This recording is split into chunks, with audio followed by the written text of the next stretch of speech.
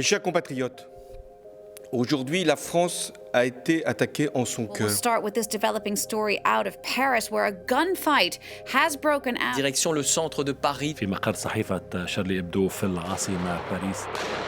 There is this sense that this is an assault on a nation's core values. You can hear the shooting going on. Let's just have a listen. After those 3 or 4 loud explosions, we heard gunfire ringing out.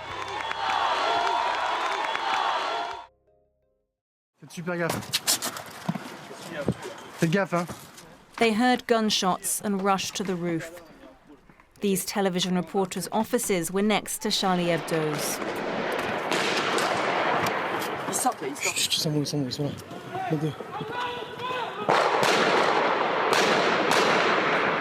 The scene they filmed marked the start of 3 days of unprecedented attacks in France. 2 gunmen targeted the morning editorial meeting at the satirical newspaper Charlie Hebdo. Their first victim, a maintenance worker. They then shot dead 5 cartoonists, 2 columnists, a copy editor, a police officer and a guest at the meeting. They left in a black car. Police tried to block their path but were forced to reverse. The killer's 12th victim was Ahmed Merabet, a local policeman who'd come to help his colleagues. The Prime Minister and Interior Minister went to meet his fellow officers. We will do everything we can to find the perpetrators. That is now the priority of the security forces and the justice system. The manhunt was on. The attackers crashed into a woman's car at Place Colonel Fabien. Minutes later, they stole a pensioner's car on Rue de Meaux. They then left Paris via the Porte de Pantin. Inside the getaway car, police found an ID card bearing the name Saïd Kouachi. DNA samples belonged to his younger brother, Sheriff Kouachi. Later that afternoon, Parisians began flooding the Place de la République, chanting Je suis Charlie. The magazine's caricatures poked fun at religion and politics, frequently causing outrage. They weren't popular with everyone. But in killing the country's most famous cartoonists, the gunmen had attacked a core French value, freedom of speech. We're all here with our pens in the air and we won't give up. President François Hollande declared Thursday a national day of mourning. Today, the entire Republic of France was attacked. Its principles of freedom of speech, culture, creation, pluralism and democracy, that is what the terrorists targeted. But the day of mourning began with another tragedy. A gunman killed a trainee policewoman in Montrouge, a suburb south of Paris. Clarissa Jean-Philippe had been dealing with a traffic incident and was unarmed. The Interior Minister urged against presuming a link between this attack and Charlie Hebdo. But the hunt was on for 3 gunmen. Police got their first major lead when the Kouachi brothers robbed a service station 80 kilometers from Paris in the Picardy region.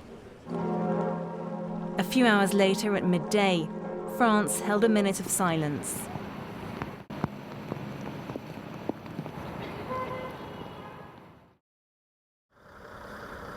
The Kouachi brothers spent Thursday night hiding in a forest in Picardy. On Friday morning, they stole another car, this time near the village of Montagny-Sainte-Félicité. 20 minutes later, in Dammartin-en-Goële, they abandoned the car in an industrial park. They exchanged fire with a brigade of gendarmes before being cornered in a print workshop. Police snipers positioned themselves on the roofs and in nearby fields. The workshop's owner, who was alone with the brothers for almost 2 hours, bandaged up a gunshot wound on Saïd Kouachi's neck and was able to leave unharmed. But then Paris moved back into the spotlight. The Montrouge killer had reappeared. Identified as Amadi Koulibaly, he stormed a busy kosher supermarket at the Porte de Vincennes on Paris's eastern edge. Police quickly cordoned off the area. I found myself running within a group of a dozen police officers in bulletproof vests. They had guns slung over their shoulders. I could see the tension in their eyes. The attacks were synchronized. Koulibaly threatened to kill his hostages if police harm the Kouachi brothers in the print workshop. A police negotiator spoke to Koulibaly by phone and concluded he was ready to die in a fight. Police prepared to launch an assault before nightfall. But before they did, the attention switched back to Dammartin. The Kouachi brothers began shooting at police. During the 2-minute-long gun battle, both brothers were killed. Police then forced their way into the kosher supermarket. Koulibaly was killed as he ran shooting towards the police. He had killed 4 hostages, all Jewish men, before the police moved in. This footage shows the surviving hostages escaping.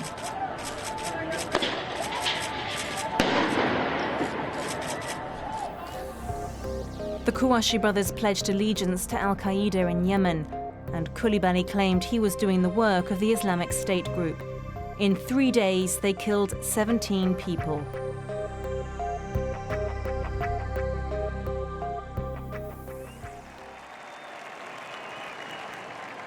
On Sunday afternoon, nearly 4 million people across France marched for free speech. Again, the slogan "Je suis Charlie" rang out. Not since the liberation of Paris after Nazi rule had so many people hit the streets in the French capital. Nearly 50 leaders from around the world joined in.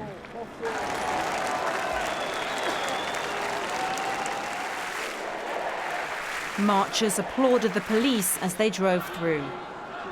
The march was France's way of saying, "Don't threaten free speech."